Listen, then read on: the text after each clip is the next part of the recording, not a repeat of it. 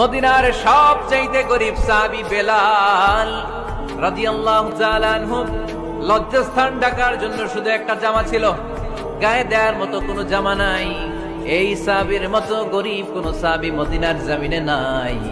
এই বেলাল রাদিয়াল্লাহু তাআলা আনহুকে বিশ্বনবী ডেকে বললেন, ইয়া বেলাল আনফিক ইয়া বেলাল লা তাখশা মিন যিল আরশি ইকলালা। ও বেলাল, আল্লাহর রাস্তায় দান করো, কারণ আমার আল্লাহর ধনভাণ্ডারের কমতি নাই। সাইয়েদনা বেলাল রাদিয়াল্লাহু তাআলা আনহু সবচেয়ে গরিব। শুনতেছেন, বুঝতেছেন? সবচেয়ে গরিব।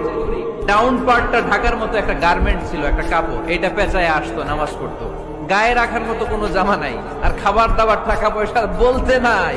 ওই সাহাবীর বিষ্ণু ইসলাম বললেন, আনফিক বেলাল, বেলাল তুমিও দান করো, তুমিও দাও, দানের হাতকে প্রশস্ত করে দাও।